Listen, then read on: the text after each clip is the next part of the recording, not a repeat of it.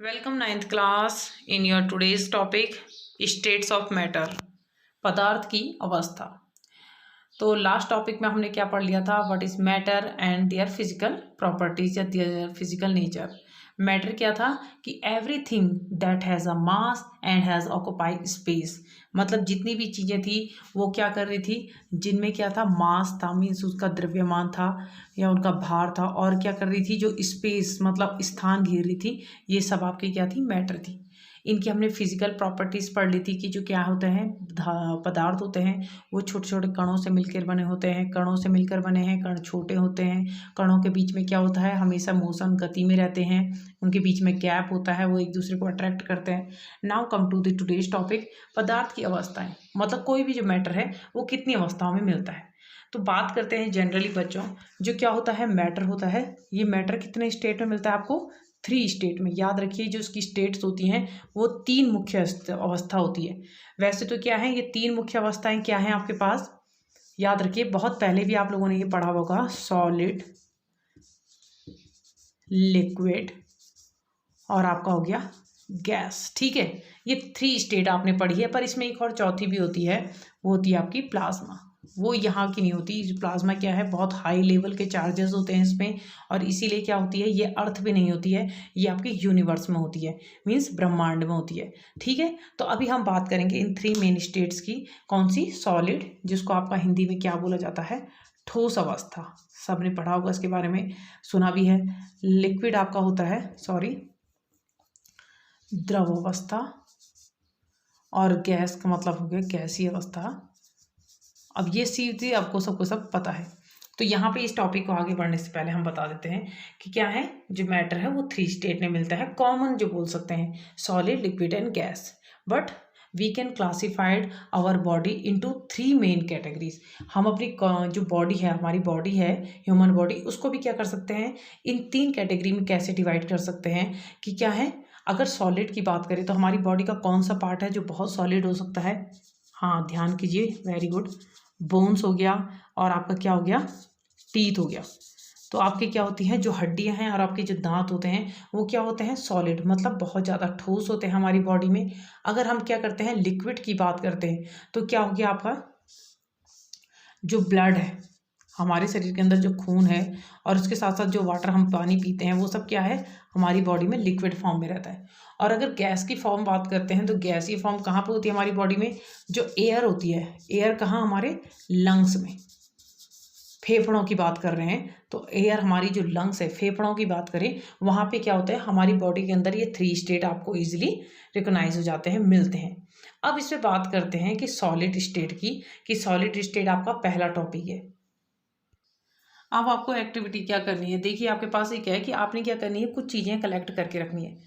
Pen ले लीजिए, book ले लीजिए, नीडल मीन्स होती है सुई, और वुडन स्टिक मतलब लकड़ी की कोई भी लट्ठी, इन चारों को आप ले लीजिए। और आपको क्या करना है कि इनका शेप बनाना है, स्केच करना है। जितने भी आर्टिकल्स यहाँ पे दिए हैं, चाहे आप अपने नोटबुक में बना सकते हैं, और आपको क्या कर सकते हैं, चाहे आप इसमें वाइट बोर्ड में भी बना सकते हैं। तो इस वाइट बोर्ड में भी क्या है, अगर आपने जैसे कोई पेन रखी हुई है, तो नॉर्मल सी बात है कि अगर आप क्या करते हो, कोई पेन रख रखी है, तो इस पेन का शेप बनाना है। इस पेन को रखकर, जैसे ये पेन मेरे हाथ में, अगर मैं इस पेन को रखकर दूसरे पेन से इसका शेप बनाती हूँ बाहर का, ये हो गया। चाहे आपकी क्या है, कोई बुक है उसका हो गया, चाहे यहाँ पे कोई पतली सी सुई है, इसका हो गया, या वुडन स्टिक है, लकड़ी की डंडी, यहाँ पे इसकी बात कर रहे हैं। तो ये चारों को चारों आर्टिकल्स लीजिए और इनके क्या कर दीजिए, शेप बनाइए। तो ये आपको क्या लगते हैं कि सारे के सारे जो ऑल थिंग्स है, क्या इनका आपको क्या लगता है, डेफिनेट शेप लगता है। डेफिनेट मतलब हो सकता है, क्या इनका जो आकार है, आपका शेप है आपका, क्या आपको उसको फिक्स दिखता है, फिक्स लगता है कि मतलब इनका सापर एक जगह में ठोस है, निश्चित हो रखा है इनका। और क्या आपको इनकी क्या होती है, जितनी भी बाउंड्रीज है वो क्या दिखती है, तुम्हें डिस्ट्रिक्ट दिखती है। डिस्ट्रिक्ट मतलब क्या होती है, अलग अलग दिखती है इनकी आकृति, मतलब इनका आकार जो है आपका बाहर का, वो आपको फिक्स दिख रहा है, और आकृति अगर आपको उनकी अलग अलग दिख रही है, और इनका जो आयतन है, मतलब जितना भी स्थान घेरती हैं, क्या वो फिक्स हैं।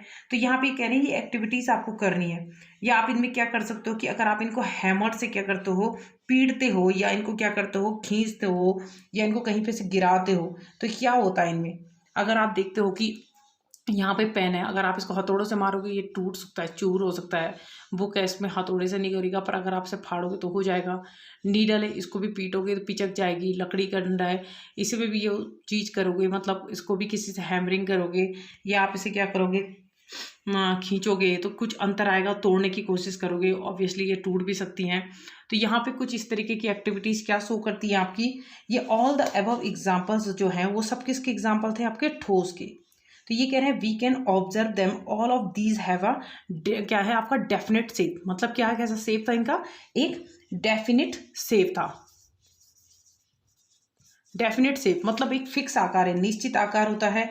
डिस्टिंक्ट बाउंड्रीज, जो इनकी बाउंड्रीज है आपकी,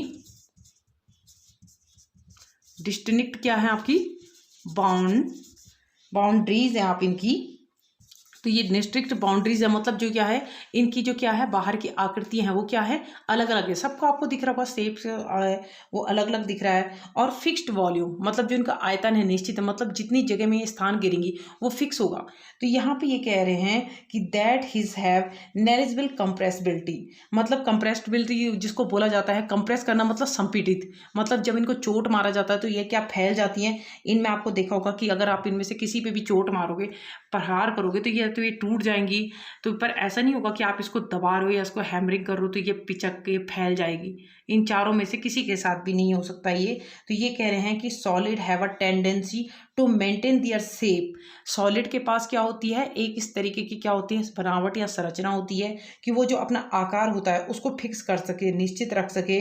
और इसके बाद क्या है, बाहर के फोर्स से, मतलब क्या कर सकती है, वो अपने आकार को फिक्स रखती है, निश्चित रखती है, चाहे आप उस पर बाहर से कितना भी क्या कर दो, फोर्स दे दो। तो सॉलिड्स में break under force but it is difficult to change their shape. Solids जो कह रहे हैं वो ब्रेक होती है, टूट सकती है, किसके अंडर फोर्स, मतलब अगर इसमें बहुत ज़्यादा बल आपने दिया, बहुत ज़्यादा फोर्स दिया, बहुत ज़्यादा इन्हें पीटा तो ये टूट सकती हैं। बट ये क्या कह रहे हैं, इनका डिफिकल्ट है क्या करना, इनको चेंज करना, इनके आकार को। तो आपको इस बात को तो समझ में आ गई होगी कि जितनी भी ठोस चीज़ें होती है उनका क्या होता है, एक डेफिनेट शेप होता है, मतलब निश्चित आकार होता है। और क्या होती है, आकृति क्या होती है, अलग अलग हो सकती है, कोई जरूरी नहीं है कि इनकी आकृति क्या हो, एक जैसी हो, अलग अलग हो सकती है। पर इनका जो आयतन होता है वो भी क्या होता है, एकदम क्या होगा आपका, निश्चित हो सकता। अब यहाँ पे देखिए आप लोगों को जो अभी मैंने आपके बात बताए हैं, इसमें सॉलिड स्टेट जो ठोस अवस्था है, यहाँ पे देखिए 3 जार आपके पास रखे हैं और आपको इन पे अंतर दिखाई दे रहा होगा। यहाँ पे बिल्कुल भी इनके बीच में स्पेस नहीं है, बहुत ही फिक्स है। इनका जो बाहर का स्पेस है फिक्स है, ये आपको थोड़ा सा गैप में दिख रहे होंगे और यहाँ सबसे ज़्यादा गैप है। तो ये आपका क्या है, सॉलिड है, that is liquid and another is gases form. तो जहाँ पे हम बात कर रहे हैं ठोस स्टेट की, सॉलिड अवस्था की, तो यहाँ पे देखिए इसमें क्या होता है, हैव डेफिनेट शेप, मतलब इसका जो आकार होता है वो आकार क्या होता है, इसका निश्चित होगा, निश्चित आकार है। अगर आपको किसी भी चीज़ का शेप दिख रहा होगा तो उसका क्या होगा, आकार निश्चित होता है। डिस्टिंक्ट बाउंड्रीज, इनकी जो बाउंड्रीज होती हैं वो मतलब अलग अलग होंगी और स्पष्ट होती हैं। मतलब इनकी बाउंड्री, अगर आप इसका बाहर का शेप देखोगे तो आपको इनकी शेप क्या होती है, हर वॉल क्या होती है, एक फिक्स दिखाई देती है, अलग अलग दिखाई देती है। इसके बाद है इसमें रिगिडिटी एंड इनकम्प्रेसिबिलिटी।